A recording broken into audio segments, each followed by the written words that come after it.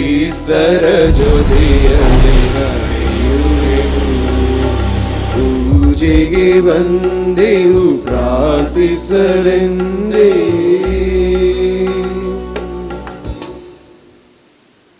ಪಿತನ ಮತ್ತು ಸುತನ ಮತ್ತು ಪವಿತ್ರಾತ್ಮನ ನಾಮದಲ್ಲಿ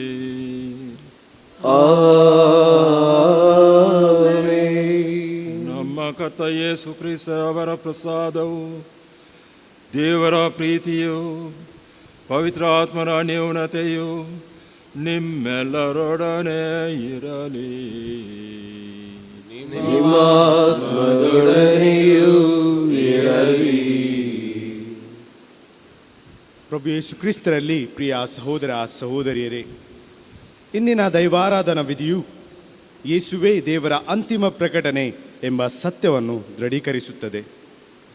ದಾನಿಯೇಲ್ ಪ್ರವಾದಿಯ ಗ್ರಂಥದಿಂದ ಆರಿಸಿದ ಇಂದಿನ ಮೊದಲನೆಯ ವಾಚನದಲ್ಲಿ ದಾನಿಯೇಲ್ ಪ್ರವಾದಿಯು ನೆಬುಕಡ್ನೆಜರ್ ಎಂಬ ರಾಜನಿಗೆ ಬಿದ್ದ ಕನಸನ್ನು ವಿವರಿಸುವ ಬಗ್ಗೆ ನಾವು ಕೇಳುತ್ತೇವೆ. ಈ ವಾಚನದಲ್ಲಿ ಕೇಳುವ ಕಬ್ಬಿಣ, ಮಣ್ಣು, ಕಂಚು ಹಾಗೂ ಬೆಳ್ಳಿಯಿಂದ ಕೂಡಿದ ಆ ಪ್ರತಿಮೆಯು ಇಸ್ರಾಯೇಲರನ್ನು ಆಳಿದ 4 ರಾಜ್ಯಗಳಾಗಿವೆ. ಅವು ಬಾಬಿಲೋನ್, ಪರ್ಷಿಯಾ, ಗ್ರೀಸ್ ಮತ್ತು ರೋಮ್. ಈ ರಾಜ್ಯಗಳ ಆಳ್ವಿಕೆಯ ನಂತರ ದೇವರು ಯುಗಯುಗಾಂತರಕ್ಕೂ ಆಳುವ ಸಾಮ್ರಾಜ್ಯವನ್ನು ಸ್ಥಾಪಿಸುವರು ಎಂಬ ಸತ್ಯವನ್ನು ರಾಜ ನೆಬುಕಡ್ನೆಜರನಿಗೆ ಕನಸಿನಲ್ಲಿ ತಿಳಿಯಪಡಿಸುತ್ತಾರೆ. ಆ ಸಾಮ್ರಾಜ್ಯವನ್ನು ದೇವರು ಹೊಸ ಒಡಂಬಡಿಕೆಯಲ್ಲಿ ಸಂಪೂರ್ಣವಾಗಿ ಪ್ರಭು ಯೇಸು ಕ್ರಿಸ್ತರ ಮುಖಾಂತರ ಸ್ಥಾಪಿಸುತ್ತಾರೆ. ಇದಕ್ಕಾಗಿಯೇ ಯೇಸು ಕ್ರಿಸ್ತರು ನಾನೇ ಆತ ಎನ್ನುತ್ತಾ ತನ್ನ ಹೆಸರಿನಲ್ಲಿ ಬರುವ ಸುಳ್ಳು ಪ್ರವಾದಿಗಳನ್ನು ನಂಬಬೇಡಿ ಎಂದು ಇಂದಿನ ಶುಭ ಸಂದೇಶದಲ್ಲಿ ಆದೇಶಿಸುತ್ತಾರೆ. ಹಾಗಾದರೆ ಪ್ರಿಯರೇ, ದೇವರ ಅಂತಿಮ ಪ್ರಕಟಣೆಯಾದ ಪ್ರಭು ಯೇಸುವಿನಲ್ಲಿ ವಿಶ್ವಾಸಿಸಿ ಜೀವಿಸಲು ಬೇಕಾದ ವರಪ್ರಸಾದಗಳಿಗಾಗಿ ಈ ದಿವ್ಯ ಬಲಿಪೂಜೆಯ ವೇಳೆ ಪ್ರಾರ್ಥಿಸೋಣ. ಸಹೋದರಿ ಸಹೋದರರೇ, ಈ ಪವಿತ್ರ ರಹಸ್ಯಗಳನ್ನು ಆಚರಿಸಲು ನಾವು ಯೋಗ್ಯರಾಗುವಂತೆ ನಮ್ಮ ಪಾಪಗಳನ್ನು ಒಪ್ಪಿಕೊಳ್ಳೋಣ. ಸರ್ವಶಕ್ತ ದೇವರಿಗೂ ಸಹೋದರ ಸಹೋದರಿ ನಿಮಗೂ ಯೋಚನೆಯಿಂದಲೂ ನುಡಿಯಿಂದಲೂ ನಡತೆಯಿಂದಲೂ ಕರ್ತವ್ಯ ಲೋಪದಿಂದಲೂ ನಾನು ಅನೇಕ ಪಾಪಗಳನ್ನು ಮಾಡಿದೆನೆಂದು ನಿವೇದಿಸುತ್ತೇನೆ. ನನ್ನ ಪಾಪವೇ ನನ್ನ ಮಹಾಪಾಪವೇ. ಆದುದರಿಂದ ಸದಾ ಕನ್ನಿಕೆಯಾದ ಸಂತ ಮರಿಯಮ್ಮನವರನ್ನು, ಸಕಲ ದೇವದೂತರನ್ನು, ಸಂತರನ್ನು, ಸಹೋದರ ಸಹೋದರಿಯರೇ, ನಿಮ್ಮನ್ನು ನನಗಾಗಿ ನನ್ನ ಪ್ರಭು ದೇವರನ್ನು ಪ್ರಾರ್ಥಿಸಬೇಕೆಂದು ಬೇಡಿಕೊಳ್ಳುತ್ತೇನೆ. ಸರ್ವಶಕ್ತ ದೇವರು ನಮಗೆ ದಯ ತೋರಿಸಿ ನಮ್ಮ ಪಾಪಗಳನ್ನು ಕ್ಷಮಿಸಿ ನಮ್ಮನ್ನು ನಿತ್ಯ ಜೀವಕ್ಕೆ ಕರೆದೊಯ್ಯಲಿ. ಆಮೆನ್.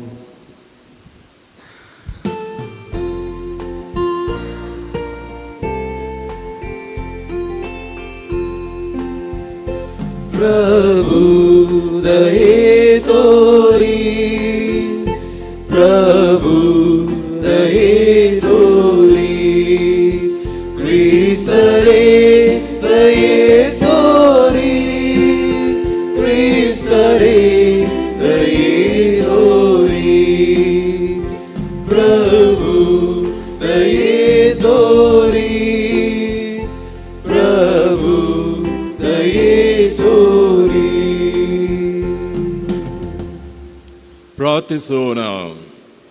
ದೇವರೇ, ನಿಮ್ಮ ವಿಶ್ವಾಸಿಗಳ ಚಿತ್ತವನ್ನು ಚೇತನಗೊಳಿಸಿರಿ. ನಿಮ್ಮ ದಿವ್ಯ ಕಾರ್ಯಗಳನ್ನು ಫಲಭರಿತ ಸಂಪೂರ್ಣತೆಗೆ ತರಲು ಅವರು ಮತ್ತಷ್ಟು ತರತೆಯಿಂದ ವಿಶ್ರಮಿಸುತ್ತಾ ನಿಮ್ಮ ಕರುಣೆಯ ದಯಪಾಲಿಸುವ ಗುಣಪಡಿಸುವ ಸಿದ್ಧೌತೆಯನ್ನು ಇನ್ನೂ ಹೇರಳವಾಗಿ ಪಡೆಯುವಂತಾಗಲಿ. ನಮ್ಮ ಕರ್ತ ಕ್ರಿಸ್ತರ ಮುಖಾಂತರವೇ ನಾವು ಪ್ರಾರ್ಥಿಸುತ್ತೇವೆ. ಆಮೆನ್.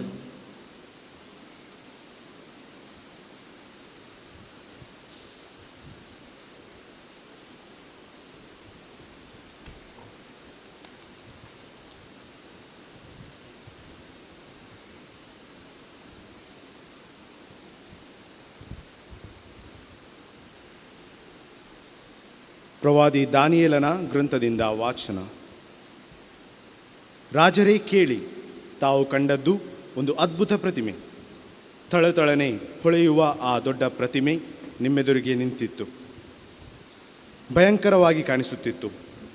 ಆ ಪ್ರತಿಮೆಯ ತಲೆ ಅಪ್ಪಟ ಬಂಗಾರದ್ದು, ಎದೆ ತೋಳುಗಳು ಬೆಳ್ಳಿಯವು, ಹೊಟ್ಟೆ ಸೊಂಟಗಳು ಕಂಚಿನವು, ಕಾಲುಗಳು ಕಬ್ಬಿಣದವು, ಪಾದಗಳು ಕಬ್ಬಿಣ ಮತ್ತು ಮಣ್ಣಿನಿಂದ ಮಾಡಿದವು.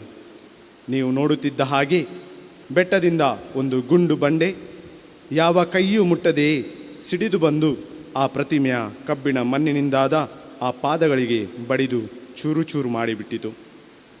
ಆಗ ಕಬ್ಬಿಣ, ಮಣ್ಣು, ಕಂಚು, ಬೆಳ್ಳಿ, ಬಂಗಾರ ಇವುಗಳೆಲ್ಲವೂ ಪುಡಿ ಪುಡಿಯಾದವು. ಸುಗ್ಗಿಯ ಕಣಗಳ ಹೊಟ್ಟಿನಂತಾದವು.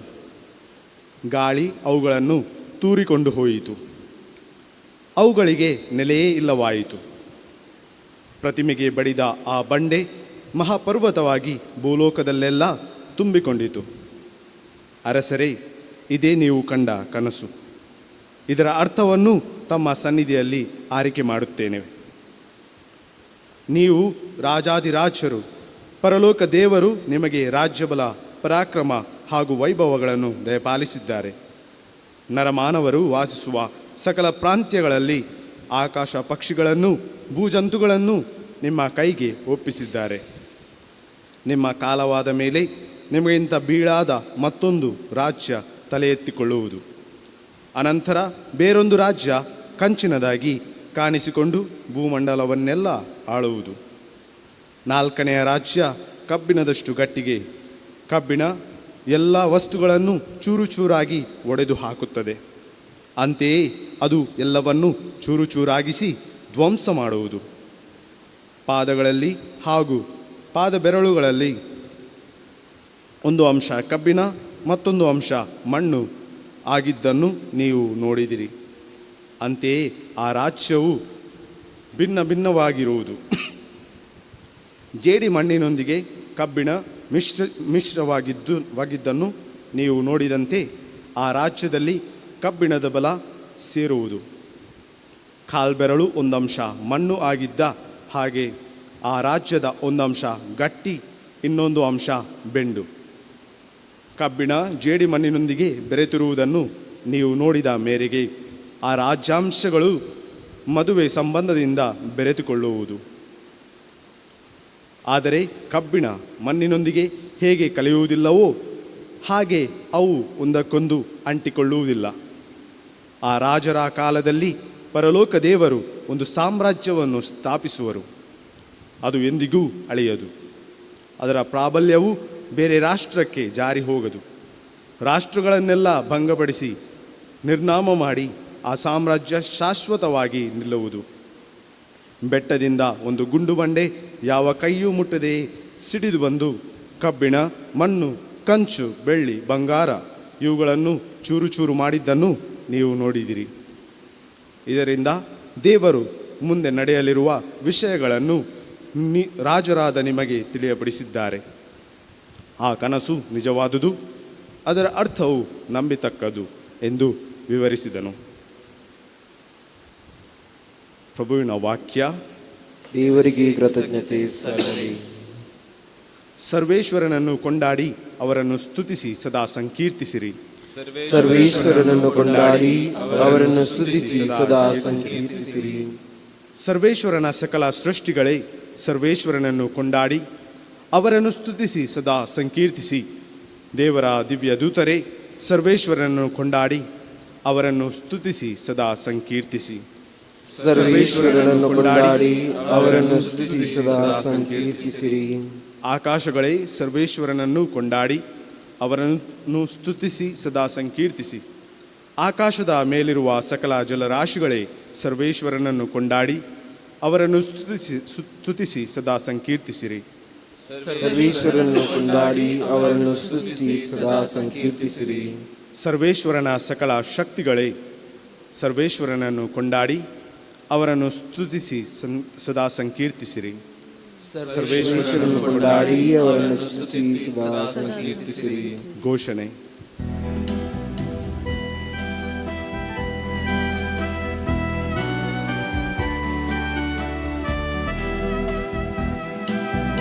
ಅಲ್ಲೇಲು ಅಲ್ಲೇಲು ಅಲ್ಲೇಲೂಯಾ ಅಲ್ಲೇಲು ಅಲ್ಲೇಲು ಅಲ್ಲೇಲೂಯಾ ಅಲ್ಲೇಲು ಅಲ್ಲೇಲು ಅಲ್ಲೇಲೂಯಾ ಅಲ್ಲೇಲು ಅಲ್ಲೇಲು ಅಲ್ಲೇಲೂಯಾ. ನರಪುತ್ರನ ಮುಂದೆ ನಿಲ್ಲಲು ನೀವು ಶಕ್ತರಾಗುವಂತೆ ನಿರಂತರವಾಗಿ ಪ್ರಾರ್ಥನೆ ಮಾಡುತ್ತಾ ಎಚ್ಚರಿಕೆಯಿಂದಿರಿ. ಅಲ್ಲೇಲು ಅಲ್ಲೇಲು ಅಲ್ಲೇಲೂಯಾ ಅಲ್ಲೇಲು ಅಲ್ಲೇಲು ಅಲ್ಲೇಲೂಯಾ ಅಲ್ಲೇಲು ಅಲ್ಲೇಲು ಅಲ್ಲೇಲೂಯಾ ಅಲ್ಲೇಲು ಅಲ್ಲೇಲು ಅಲ್ಲೇಲೂಯಾ. ಕರ್ತರು ನಿಮ್ಮೊಡನೆ ಇರಲಿ. ನಿಮ್ಮ ಆತ್ಮದೊಡನೆಯೂ ಇರಲಿ. ಸಂತ ಲೂಕನು ಬರೆದ ಸುಸಂದೇಶದಿಂದ ವಾಚನ. ಪ್ರಭು ನಿಮಗೆ ಮಹಿಮೆ ಸಲ್ಲಲಿ. ಈ ಮಹಾದೇವಾಲಯವು ಅಂದವಾದ ಕಲ್ಲುಗಳಿಂದಲೂ ಅಮೂಲ್ಯವಾದ ಕೊಡುಗೆಗಳಿಂದಲೂ ಎಷ್ಟು ಅಲಂಕೃತವಾಗಿದೆ ಎಂದು ಕೆಲವರು ಮಾತನಾಡ್ತಿದ್ದರು. ಆಗ ಸ್ವಾಮಿ ಯೇಸು, ಇವುಗಳನ್ನು ನೀವು ನೋಡ್ತಿರುತ್ತಿದ್ದರಲ್ಲವೇ? ಇಲ್ಲಿ ಕಲ್ಲಿನ ಮೇಲೆ ಕಲ್ಲು ಉಳಿಯದು, ಎಲ್ಲವನ್ನು ಕೆಡವಿಕಾವು ಕಾಲವೊಂದು ಬರುವುದು ಎಂದರು. ಗುರುವೇ, ಇದು ಸಂಭವಿಸುವುದು ಯಾವಾಗ? ಇದೀಗಲೇ ಸಂಭವಿಸಲಿದೆ ಎಂದು ತಿಳಿಯುವ ಪೂರ್ವ ಸೂಚನೆಯು ಯಾವುದು ಎಂದು ಕೆಲವರು ಕೇಳಿದರು. ಅದಕ್ಕೆ ಸ್ವಾಮಿ ಯೇಸು, ನೀವು ಮೋಸ ಹೋಗದಂತೆ ಜಾಗರೂಕರಾಗಿರಿ. ಅನೇಕರು ನಾನೇ ಆತ, ನಾನೇ ಈತ ಎನ್ನುತ್ತಾ ತನ್ನ ಹೆಸರನ್ನೇ ಇಟ್ಟುಕೊಂಡು ಬಂದು ಕಾಲವು ಸಮಾಪಿಸಿದೆ ಎಂದು ಹೇಳುತ್ತಾರೆ. ಅವರನ್ನು ಹಿಂಬಾಲಿಸಬೇಡಿ.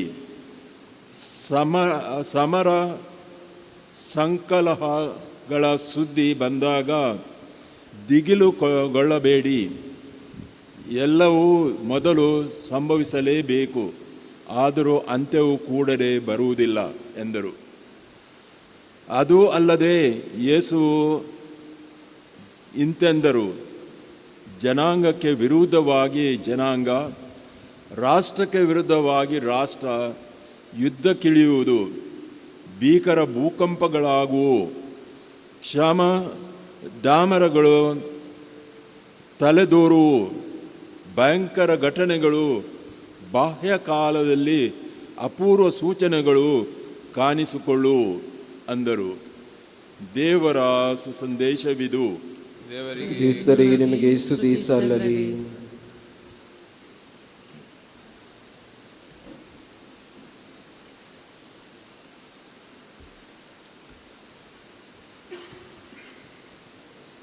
ಈ ಲೋಕದ ಒಂದು ಮೂಲ ಲಕ್ಷಣ ಏನೆಂದರೆ,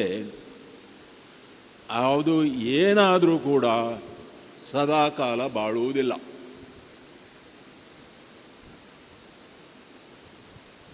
ಮಾನವ ಜೀವನವಾಗಲಿ, ಮಾನವ ಸಾಮ್ರಾಜ್ಯವಾಗಲಿ, ಭೂಲೋಕದ ಸಾಮ್ರಾಜ್ಯವಾಗಲಿ, ಅದು ತಾತ್ಕಾಲಿಕ. ಎಲ್ಲ ಲೌಕಿಕ ಕಾರ್ಯಗಳು ತಾತ್ಕಾಲಿಕವಾಗಿವೆ. ಅದು ಒಂದು ಸತ್ಯ. ಯಾವುದು ತಾತ್ಕಾಲಿಕ, ಯಾವುದು ಸದಾ ಬಾಳುವುದು ಎಂದು ತಿಳಿದುಕೊಳ್ಳುವುದು ಒಂದು ವಿವೇಕವಾಗಿದೆ. ಆ ವಿವೇಕತ್ವದಿಂದ ಜೀವಿಸಿದರೆ ಮಾನವನು ಕಲ್ಯಾಣಗೊಳ್ಳುವನು. ಅದಕ್ಕೋಸ್ಕರವಾಗಿ ನಾವು ಕೇಳುತ್ತೇವೆ, ನಿತ್ಯ ವಸ್ತು ವಿವೇಕ. ಯಾವುದು ನಿತ್ಯ, ಯಾವುದು ಅನಿತ್ಯ ಎಂದು ತಿಳಿದುಕೊಳ್ಳುವುದು ಒಂದು ವಿವೇಕದ ಮೂಲ ಲಕ್ಷಣವಾಗಿದೆ. ಯಾವುದು ನಿತ್ಯ, ಯಾವುದು ಅನಿತ್ಯ. ಏಕೆಂದರೆ ನಮ್ಮ ಜೀವನದಲ್ಲಿ ನಮಗೆ ಹಲವಾರು ಗುಣಗಳು ಅಥವಾ ದೇವರ ಕೊಡುಗೆಗಳು ಇದ್ದರೆ ನಾವು ಯೋಚಿಸುವುದೇನೆಂದರೆ ಇದು ಸದಾ ನಿತ್ಯ ಬಾಳುವುದಂತ, ಸದಾ ಬಾಳುತ್ತೇವೆ ಅಂತ. ನಮ್ಮ ಹೆಮ್ಮೆಯಿಂದ, ದುಡುಕಿನಿಂದ ನಮ್ಮ ಜೀವನವನ್ನು ನಾಶ ಮಾಡುತ್ತೇವೆ.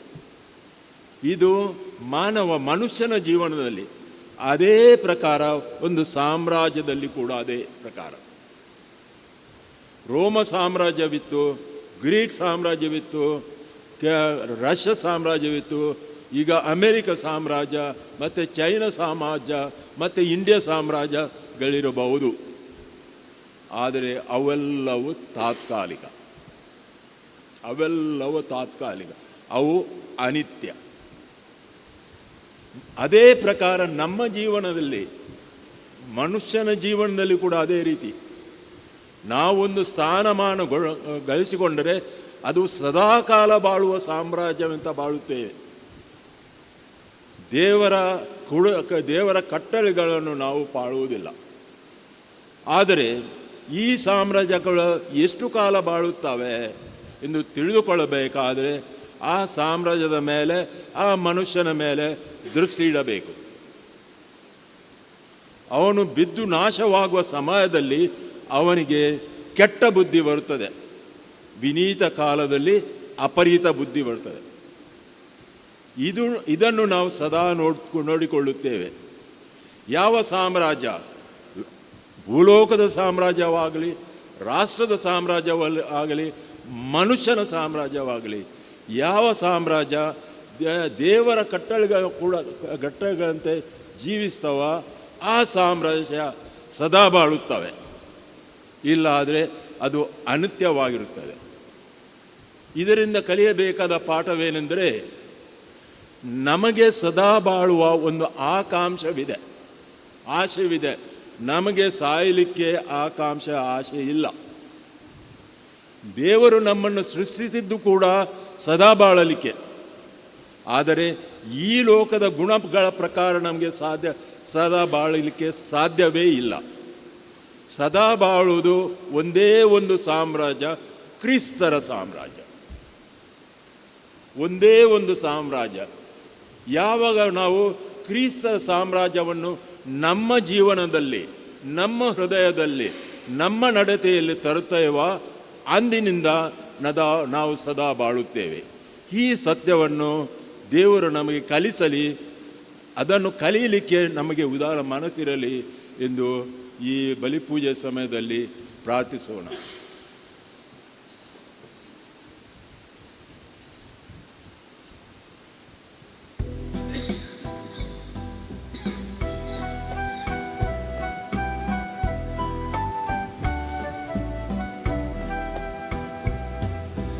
ವಸುಂಧರೆ ನೀಡಿದ ಫಲಗಳ ತಂದೇನು, ಹೃದಯದಿ ಮಿಡಿಯುವ ಗೀತೆಯ ಹಾಡುವೆನು. ಸ್ವೀಕರಿಸೋ ದೇವಾ, ಸ್ವೀಕರಿಸೋ ದೇವಾ. ಬೆವರಿನ ಹನಿಗಳು ಮಣ್ಣಿನ ತೆರೆಯ ತಾಗಿ, ಬೆಳೆಯಿತು ಸಸಿಯು ಗೋಧಿಯ ತೆನೆಯಾಗಿ. ಬೆವರಿನ ಹನಿಗಳು ಮಣ್ಣಿನ ತೆರೆಯ ತಾಗಿ, ಬೆಳೆಯಿತು ಸಸಿಯು ಗೋಧಿಯ ತೆನೆಯಾಗಿ. ಸ್ವೀಕರಿಸು ಎಮ್ಮ ಶ್ರಮಗಳನ್ನು, ಅನುಗೊಳಿಸು ನಿನ್ನ ದೇಹವನು, ಸ್ವರ್ಗೀಯ ಮನ್ನವನು, ಸ್ವರ್ಗೀಯ ಮನ್ನವನು. ಸಹೋದರಿ ಸಹೋದರರೇ, ನನ್ನ ಮತ್ತು ನಿಮ್ಮ ಬಲಿಯು ಸರ್ವಶಕ್ತ ದೇವರಿಗೆ ಒಪ್ಪಿಗೆಯಾಗುವಂತೆ ಪ್ರಾರ್ಥಿಸಿರಿ. ಪ್ರಭು ತಮ್ಮ ನಾಮದ ಸ್ತುತಿ ಹಾಗೂ ಮಹಿಮೆಗಾಗಿಯೂ ನಮ್ಮ ಮತ್ತು ತಮ್ಮ ಇಡೀ ಪವಿತ್ರ ಧರ್ಮಸಭೆಯ ಒಳಿತಿಗಾಗಿ ಈ ಬಲಿಯನ್ನು ತಮ್ಮ ಕರಗಳಿಂದ ಸ್ವೀಕರಿಸಲಿ. ಪ್ರಭು ನಿಮ್ಮ ನಾಮದ ಸ್ತುತಿಗಾಗಿ ನಾವು ಸಮರ್ಪಿಸಬೇಕೆಂದು ನೀವು ಆದೇಶಿಸಿದ ಈ ಪವಿತ್ರ ಕೊಡುಗೆಗಳನ್ನು ಸ್ವೀಕರಿಸಿರಿ. ಈ ಕೊಡುಗೆಗಳ ಮೂಲಕ ನಾವು ನಿಮ್ಮ ಪ್ರೀತಿಗೆ ಯೋಗ್ಯರಾಗುವಂತೆ ನಿಮ್ಮ ಆಜ್ಞೆಗಳಿಗೆ ಎಂದೂ ತಪ್ಪದ ವಿಧೇಯತೆಯನ್ನು ನಮಗೆ ಅನುಗ್ರಹಿಸಿರಿ. ನಮ್ಮ ಕರ್ತ ಕ್ರಿಸ್ತರ ಮುಖಾಂತರವೇ ನಾವು ಪ್ರಾರ್ಥಿಸುತ್ತೇವೆ. ಆಮೆನ್.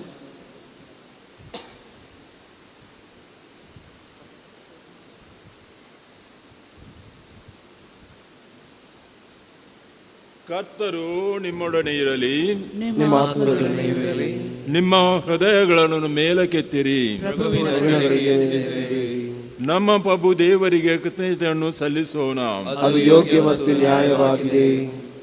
ಪ್ರಭು ಪವಿತ್ರ ಪಿತನೇ, ಸರ್ವಶಕ್ತರಾದ ನಿತ್ಯ ದೇವರೇ, ನಾವು ಎಂದೆಂದೂ ಎಲ್ಲೆಲ್ಲೂ ನಿಮಗೆ ಕೃತಜ್ಞತೆಯನ್ನು ಸಲ್ಲಿಸುವುದು ನಿಜವಾಗಿ ಯೋಗ್ಯವೂ ನ್ಯಾಯವೂ ಆಗಿದೆ. ನಮ್ಮ ಕರ್ತವ್ಯವೂ ರಕ್ಷಣೆಯೂ ಆಗಿದೆ. ಏಕೆಂದರೆ ನಿಮ್ಮ ಪ್ರಿಯ ಪುತ್ರರ ಮುಖಾಂತರ ಮಾನವ ಕುಲವನ್ನು ಸೃಷ್ಟಿಸಿದಿರಿ. ಅಂತೆಯೇ ಅಪರಿಚಿತ ಔದಾರ್ಯದಿಂದ ಅವರ ಮುಖಾಂತರ ಅದನ್ನು ನೀವು ನೂತನವಾಗಿ ರೂಪಿಸಿದಿರಿ. ಆದುದರಿಂದ ನಿಮ್ಮ ಓರ್ವ ಸೃಷ್ಟಿಯು ನಿಮಗೆ ಸೇವೆ ಸಲ್ಲಿಸುವುದು, ರಕ್ಷಣೆ ಹೊಂದಿರುವುದೆಲ್ಲವೂ ನಿಮ್ಮನ್ನು ಸ್ತುತಿಸುವುದು, ಸಕಲ ಸಂತರು ನಿಮ್ಮನ್ನು ಏಕ ಹೃದಯದಿಂದ ಹರಸುವುದು ಯೋಗ್ಯವಾಗಿದೆ. ಅಂತೆಯೇ ಸಕಲ ದೂತರೊಡನೆ ನಾವು ನಿಮ್ಮನ್ನು ಕೊಂಡಾಡುತ್ತಾ ಉಲ್ಲಾಸದಿಂದ ಘೋಷಿಸುವುದೆಂದರೆ, ಪರಿಶುದ್ಧರು ಪರಿಶುದ್ಧರು, ಸೇನಾಧೀಶ್ವರ ಪ್ರಭು ದೇವರು ಪರಿಶುದ್ಧರು. ಈ ಅಪರಗಳು ನಿಮ್ಮ ಮಹಿಮೆಯಿಂದ ತುಂಬಿವೆ. ಮೌನತದಲ್ಲಿ ಹೋಸಾನ. ಪ್ರಭುವಿನ ನಾಮದಲ್ಲಿ ಬರುವ ಸ್ತುತಿಗೆ ಪಾತ್ರರು. ಮೌನತದಲ್ಲಿ ಹೋಸಾನ. ಪ್ರಭು, ನೀವು ನಿಜವಾಗಿಯೂ ಪರಿಶುದ್ಧರು. ಸರ್ವ ಪರಿಶುದ್ಧತೆಯ ಬುಗ್ಗೆಯೂ ನೀವೇ. ಈ ಕೊಡುಗೆಗಳ ಮೇಲೆ ನಿಮ್ಮ ಪವಿತ್ರಾತ್ಮರು ಇಬ್ಬನಿಯಂತೆ ಸುರಿಸಿ ಪಾವನಗೊಳಿಸರೆಂದು ಪ್ರಾರ್ಥಿಸುತ್ತೇವೆ. ನಮಗೂ ನಿಮ್ಮ ಪ್ರಭು ಯೇಸು ಕ್ರಿಸ್ತರ ಶರೀರ ಮತ್ತು ರಕ್ತವಾಗುವಂತೆ ಮಾಡಿರಿ. ಅವರನ್ನು ಪರಾಧೀನ ಮಾಡಲಾದ ಸಮಯದಲ್ಲಿ ಸ್ವಂತ ಇಚ್ಛೆಯಿಂದ ತಮಗೆ ಯಾತನೆಗೆ ಒಳಗಾದಾಗ ಅವರು ರೊಟ್ಟಿಯನ್ನು ತೆಗೆದುಕೊಂಡು ಕೃತಜ್ಞತೆಯನ್ನು ಸಲ್ಲಿಸಿ ಅದನ್ನು ಮುರಿದು ತಮ್ಮ ಶಿಷ್ಯರಿಗೆ ಕೊಡುತ್ತಾ ಹೀಗೆಂದರು, ಇದನ್ನು ತೆಗೆದುಕೊಳ್ಳಿ, ಇದನ್ನು ನೀವೆಲ್ಲರೂ ಭುಜಿಸಿರಿ, ಏಕೆಂದರೆ ಇದು ನಿಮಗಾಗಿ ಒಪ್ಪಿಸಲಾಗುವ ನನ್ನ ಶರೀರ.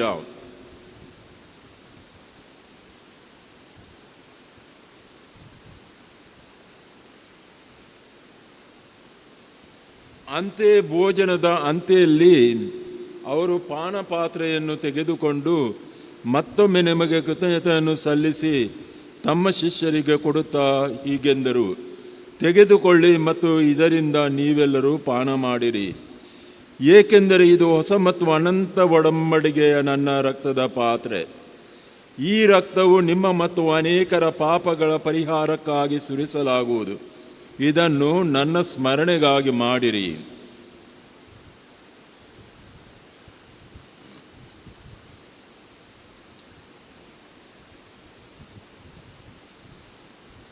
ಈಗೋ ವಿಶ್ವಾಸದ ಪರಮ ರಹಸ್ಯ.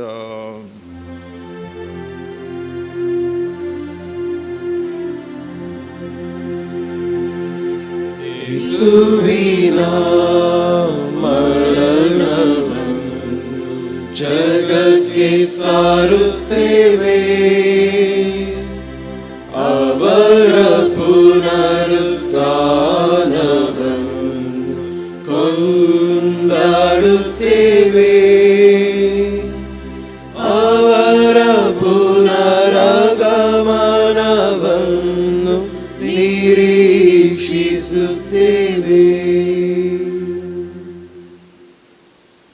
ಆದುದರಿಂದ ಪ್ರಭು, ನಿಮ್ಮ ಸನ್ಮುಖದಲ್ಲಿ ನಿಂತು ಸೇವೆ ಸಲ್ಲಿಸಲು ನಮ್ಮನ್ನು ಯೋಗ್ಯರೆಂದು ಎನಿಸುವುದಕ್ಕಾಗಿ ನಿಮಗೆ ಕೃತಜ್ಞತೆಯನ್ನು ಸಲ್ಲಿಸುತ್ತಿದ್ದೇವೆ. ಕ್ರಿಸ್ತರ ಮರಣ ಮತ್ತು ಪುನರುತ್ಥಾನದ ಸ್ಮರಣೆಯನ್ನು ಆಚರಿಸುತ್ತಾ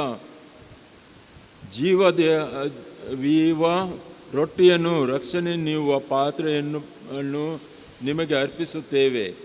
ಕ್ರಿಸ್ತರ ಶರೀರ ಮತ್ತು ರಕ್ತದಲ್ಲಿ ಪಾಲುಗೊಳ್ಳುವ ನಮ್ಮನ್ನು ಪವಿತ್ರಾತ್ಮನು ಒಂದುಗೂಡಿಸಬೇಕೆಂದು ನಿಮ್ಮನ್ನು ವಿನಯದಿಂದ ಭಿನ್ನಯಿಸುತ್ತೇವೆ.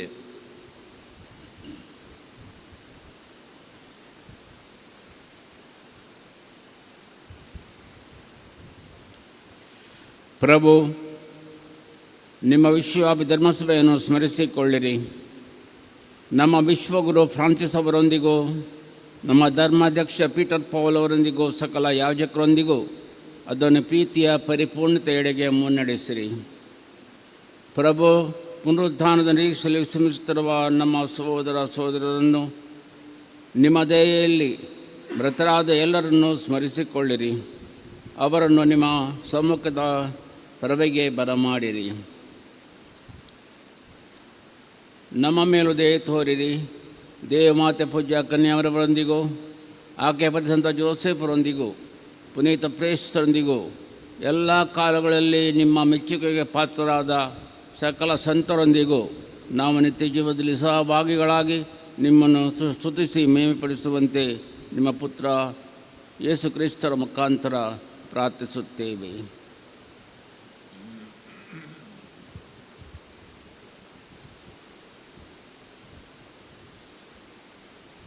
ಇವರ ಮುಖಾಂತರವೂ ಇವರೊಂದಿಗೂ ಇವರಲ್ಲಿಯೂ ಸರ್ವಶಕ್ತ ತಂದೆಯಾದ ದೇವರೇ, ಪವಿತ್ರಾತ್ಮರ ಐಕ್ಯದಲ್ಲಿ ಸರ್ವ ಗೌರವವು ಮಹಿಮೆಯು ಯುಗಾಂತರಕ್ಕೂ ನಿಮಗೆ ಸಲ್ಲಲಿ.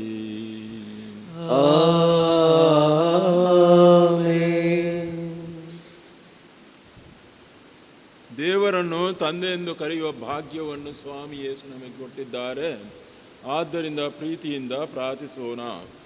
ಸ್ವರ್ಗದಲ್ಲಿರುವ ನಮ್ಮ ತಂದೆಯೇ, ನಿಮ್ಮ ನಾಮ ಪೂಜಿತವಾಗಲಿ, ನಿಮ್ಮ ರಾಜ್ಯ ಬರಲಿ, ನಿಮ್ಮ ಚಿತ್ತ ಸ್ವರ್ಗದಲ್ಲಿ ನೆರವೇರುವ ಪ್ರಕಾರ ಭೂಮಿಯಲ್ಲಿಯೂ ನೆರವೇರಲಿ. ನಮ್ಮ ಅನುದಿನದ ಆಹಾರವನ್ನು ಇಂದು ನಮಗೆ ನೀಡಿರಿ. ನಮಗೆ ತಪ್ಪು ಮಾಡಿದರನ್ನು ನಾವು ಕ್ಷಮಿಸುವ ಪ್ರಕಾರ ನಮ್ಮ ಪಾಪಗಳನ್ನು ಕ್ಷಮಿಸಿರಿ. ನಮ್ಮನ್ನು ಶೋಧನೆ ಒಳಪಡಿಸಿರಿ, ಕೀಡಿನಿಂದ ನಮ್ಮನ್ನು ರಕ್ಷಿಸಿರಿ. ಪ್ರಭು, ಸಕಲ ಕೇಡುಗಳಿಂದ ನಮ್ಮನ್ನು ರಕ್ಷಿಸಿರೆಂದು ಪ್ರಾರ್ಥಿಸುತ್ತೇವೆ. ನಿಮ್ಮ ದಯೆಯ ನೆರವನ್ನು ಪಡೆದು ಪಾಪದಿಂದ ಸದಾ ವಿಮುಕ್ತರಾಗಿ ಎಲ್ಲ ಸಂಕಷ್ಟಗಳಿಂದ ಸುರಕ್ಷಿತರಾಗಿರುವಂತೆ ನಮ್ಮ ಜೀವಮಾನದಲ್ಲಿ ಶಾಂತಿಯನ್ನು ದಯೆಯಿಂದ ಕರುಣಿಸಿರಿ. ನಾವು ಸ್ವರ್ಗಾನಂದವನ್ನು ನಮ್ಮ ರಕ್ಷಕ ಯೇಸು ಕ್ರಿಸ್ತರ ಆಗಮನವನ್ನು ನಿರೀಕ್ಷಿಸುತ್ತಿದ್ದೇವೆ. ಏಕೆಂದರೆ ರಾಜ್ಯಭಾರವು, ಅಧಿಕಾರವು, ಮಹಿಮೆಯು ಯುಗಾಂತರಕ್ಕೂ ನಿಮ್ಮದೇ. ಪ್ರಭು ಯೇಸು ಕ್ರಿಸ್ತರೇ, ನಿಮ್ಮ ಪ್ರೇಷಿತರಿಗೆ ನನಗೆ ಶಾಂತಿಯನ್ನು ಬಿಟ್ಟು ಹೋಗುತ್ತೇನೆ, ನನ್ನ ಶಾಂತಿಯನ್ನೇ ನಿಮಗೆ ಕೊಡುತ್ತೇನೆ ಎಂದು ಹೇಳಿದ್ದೀರಿ. ನಮ್ಮ ಪಾಪಗಳನ್ನು ಲಕ್ಷಿಸದೆ ನಿಮ್ಮ ಧರ್ಮಸಭೆಯ ವಿಶ್ವಾಸವನ್ನು ಈಕ್ಷಿಸಿರಿ. ಅದಕ್ಕೆ ನಿಮ್ಮ ಚಿತ್ತದ ಪ್ರಕಾರ ಶಾಂತಿಯನ್ನು, ಐಕ್ಯತೆಯನ್ನು ದಯೆಯಿಂದ ಕರುಣಿಸಿರಿ. ಯುಗಾಂತರಕ್ಕೂ ಜೀವಿಸಿ ಆಳುವ ಕರ್ತರೇ, ನಿಮ್ಮನ್ನು ಪ್ರಾರ್ಥಿಸುತ್ತೇವೆ. ಆಮೆನ್. ಕರ್ತರ ಶಾಂತಿ ಸದಾ ನಿಮ್ಮೊಡನೆ ಇರಲಿ, ನಿಮ್ಮ ಆತ್ಮದೊಡನೆ ಇರಲಿ. ಸಹೋದರಿ ಸಹೋದರರೇ, ಪರಸ್ಪರ ಶಾಂತಿಯನ್ನು ಪಾಲಿಸೋಣ.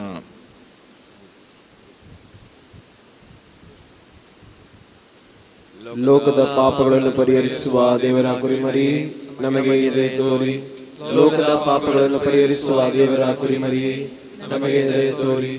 ಲೋಕದ ಪಾಪಗಳನ್ನು ಪರಿಹರಿಸುವ ದೇವರ ಕುರಿಮರಿ, ನಮಗೆ ಶಾಂತಿ ನೀಡಿರಿ.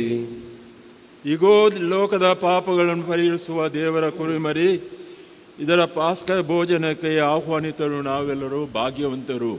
ಪ್ರಭು, ತಾವು ನನ್ನ ಮನೆಯನ್ನು ಪ್ರವೇಶಿಸಲು ನಾನು ಪಾತ್ರನಲ್ಲ, ಆದರೆ ತಾವು ಒಂದೇ ಒಂದು ಮಾತನ್ನು ನುಡಿಯಿರಿ, ನನ್ನ ಆತ್ಮವು ಸ್ವಸ್ಥವಾಗುವುದು.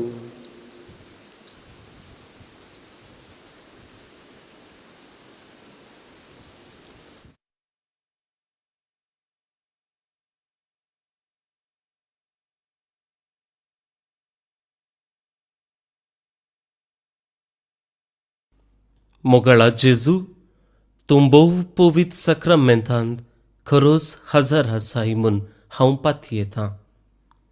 हांव सर्व वस्तूंपरास तुजो चड मोग करतां आनी तुका म्हज्या आत्म्यान घेवंक आशेतां. जेजू, ह्या घडये तुका हांवें पवित्र सक्रमेंतांत घेवंक असाध्य तरी आत्मीक रितीन म्हज्या काळजांत तूं ये. तूं म्हज्या काळजांत आसाय म्हूण पातयेवन हांव तुका वेंगून धरतां आनी हांव तुजे थंय संपूर्ण एकवटीत जाता. जेजू, तुजे तावन केदिकच हांवें वेगळो जावंक म्हाका सोडिनाका. आमेन.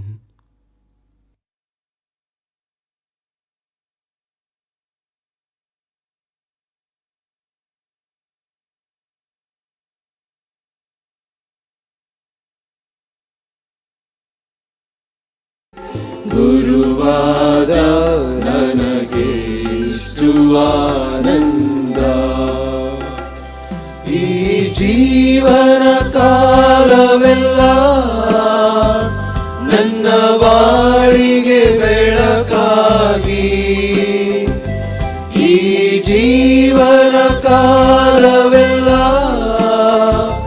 ನನ್ನ ಬಾಳಿಗೆ ಬೆಳಕಾಗಿ, ನನ್ನ ಹೃದಯದಲ್ಲೂ ನೀನೇ, ನನ್ನ ಆಲೋಚನೆ ನೀನೇ.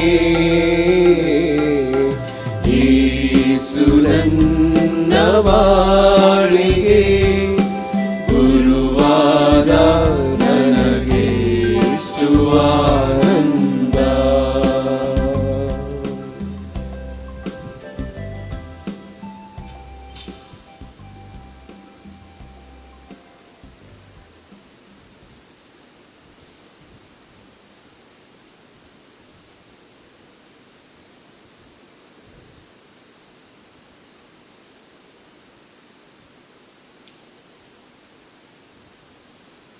ಪ್ರಾರ್ಥಿಸೋಣ.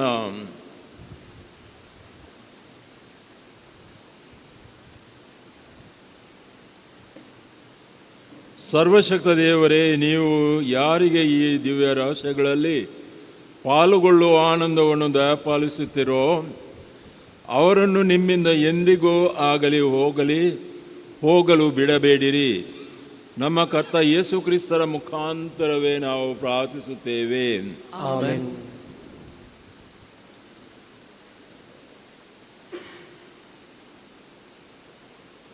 ಕರ್ತರು ನಿಮ್ಮೊಡನೆ ಇರಲಿ. ನಿಮ್ಮ ಆತ್ಮದೊಡನೆಯೂ ಇರಲಿ.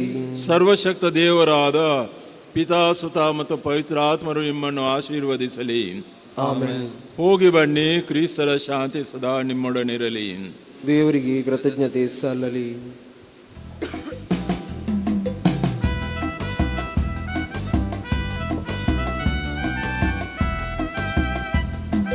ಕೈಯ ತಟ್ಟಿ ಹಾಡಿರಿ, ಕರ್ತನನ್ನು ಸ್ತುತಿಸಿರಿ, ಸರ್ವಶಕ್ತ ಶಬ್ದದಿಂದ ಕೀರ್ತನೆಗಳ ಹಾಡಿರಿ.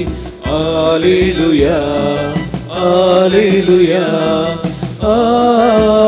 ಆಲೇಲುಯಾ.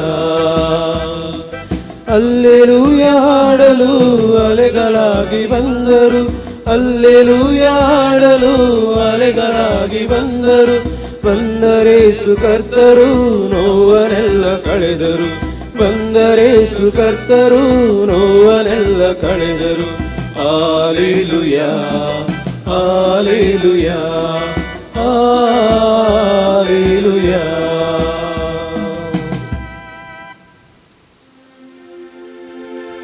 ಪುತ್ರರ ಗೂರಿ ಅರಸಿಂಹನು ತಾಯಿ. ಪವಿತ್ರ ಶಿಲುಬೆಯ ಗುರುತಿನ ಮೂಲಕ ನಮ್ಮ ವೈರಿಗಳಿಂದ ನಮ್ಮನ್ನು ರಕ್ಷಿಸಿರಿ. ನಮ್ಮ ಸರ್ವೇಶ್ವರ ಪಿತನ ಸುತನ ಮತ್ತು ಪವಿತ್ರಾತ್ಮನ ನಾಮದಲ್ಲಿ ಆಮೆನ್.